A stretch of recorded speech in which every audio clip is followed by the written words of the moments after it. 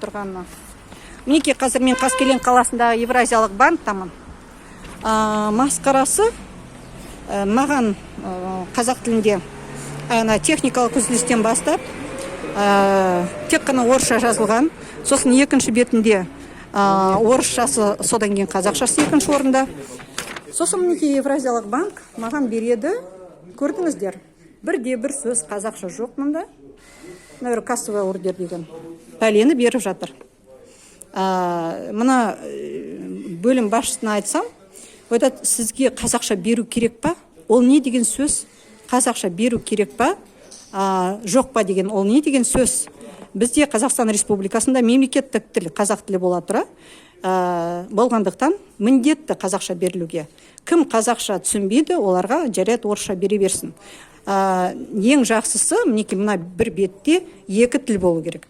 Енді сіз менің жаныма келіп тұрсыз, типа тоса тұрыңыз деп темекі тартып тұр, мінекей мына жігіт бөлім басшысы. Мен не үшін тосуым керек?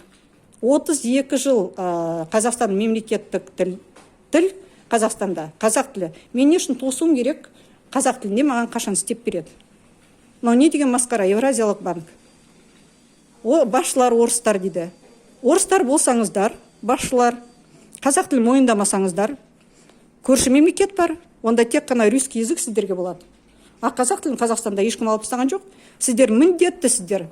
Тұтынушылар заңы, Конституцияның аясында сізбен бізді реттейтін қызмет көрсетуші сіздер, сосын тұтынушы біздер. Бірақ заң бар, тұтынушыларды қорғау заңы. Онда 24-ші бапта міндеттелген барлық ақпаратты сіздер бізге жеткізулеріңіз керек. Қазақ тілінде, екінші ғана орыс тілінде. Мінекей немене болып жатырмыз? Қаскелең, Алматы облысы. Мінекей кетіңіздер онда. Кім анда басшылары қазақ тілін мойындамайтын? Мұнда қазақ тілін ешкім алып тастаған жоқ, сіздерге де ешкім бермейді.